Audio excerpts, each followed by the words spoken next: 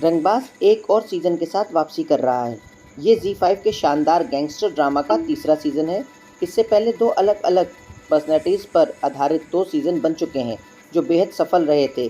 चाहे story line हो, intense drama हो या फिर बेहतरीन कास्ट, रंगबाज दर्शकों को इम्प्रेस करने में हमेशा सफल रहा है। इसका एक अलग फ़ैन बेस है। अपनी वेब सीरीज़ रंगबाज का प्रचार करने के लिए राजधानी लखनऊ पहुंचे सीरीज़ के कलाकार विनीत कुमार सिंह और आकांक्षा सिंह।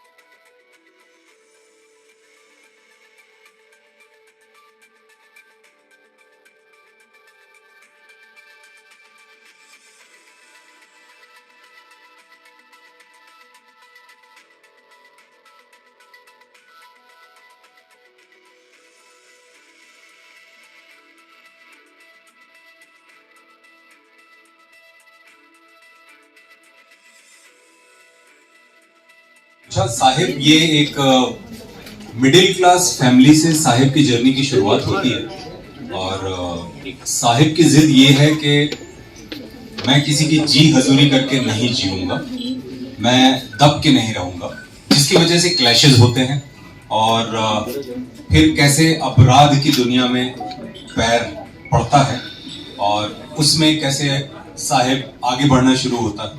फिर एक ऐसा पड़ाव आता है साहिब की लाइफ में जब राजनीति की दुनिया में एंट्री होती है और वहां भी साहिब एक खास जगह बनाते हैं और ऐसी पोजीशन है जहां पे सरकार वो बना दे या सरकार गिरा दे। अगर कोई स्थिति आ जाए राज्य में तो साहिब की भूमिका इतनी महत्वपूर्ण हो जाती है ये कि ये एक ऐसा गैंगस्टर है, एक ऐसा राजनीतिज्ञ है जो अपराध और राजनीति की दुनिया में खड़ा है मजबूती से और लिटरेचर से प्यार है। जैसा मैंने बताया कि ये मिडिल क्लास से इस किरदार की जर्नी शुरू होती है और इसके मन में हमेशा एक बात रहती है जो एक मुखर होकर कहता भी है कि मैं किसी की जी हजूरी करके नहीं जीता, मैं दब के नहीं जी सकता, जिसकी वजह से क्लैशेस होती है और उसमें ये स्टैंड लेता है। फिर धीरे धीरे वो रास्ता अपराध की तरफ बढ़ना शुरू होता है।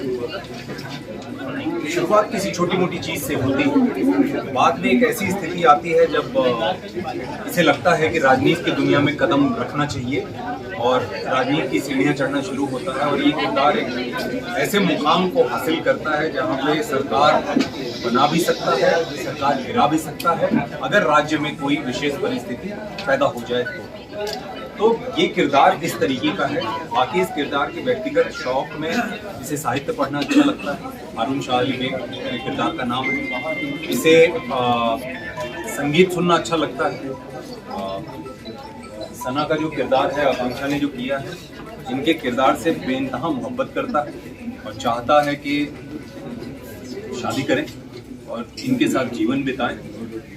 तो बहुत सारी ऐसी चीजें हैं जो इस सीरीज में अगर आप रियल लाइफ देखें एंड इस सीरीज में जो सना है वो मैं ये कहना चाहूंगी कि एक जो चीज़ मिलती है आकांक्षा से वो ये उससे डरती नहीं है। बहुत इंडिविजुअल है, इंडिविजुअलिटी है उसकी, एक सोच है अपनी और जहाँ साहिब की बात है वहाँ उनसे बहुत प्यार करती है।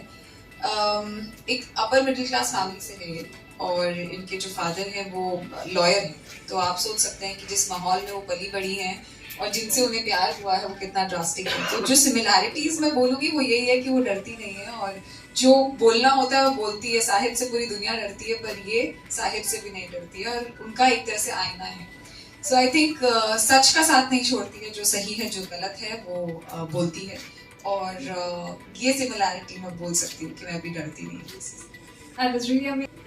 बहुत अच्छा एक्सपीरियंस रहा है। उस समय जब हम शूट कर रहे थे तो ठंडी थी और जैसा कि विनीत जी ने कहा है कि 3 एज ग्रुप्स हम लोगों ने दिखाए हैं पूरे शो में, तो मुझे बहुत मज़ा आया क्योंकि मेरा कोई लीनियर वे नहीं था शूट करने का। मैं ओल्ड एज पहले शूट कर रही थी और यंग एज बीच में कर लिया फिर, तो मुझे इतना मौका नहीं मिला कि मैं अपने बॉडी वेट के साथ मैं कुछ करूँ या, तो मुझे बॉडी सूट्स दिए गए थे पहनने के लिए। सो जो ओल्डर एज है उसमें आप देखेंगे मैंने डेंचर्स, चेहरा भरा हुआ लगे तो मैंने डेंचर्स पहने हैं, मैंने बॉडी सूट पहना है। तो सर्दियाँ थी तो मेरी सर्दियाँ आराम से निकली है मैं ये कहूँगी।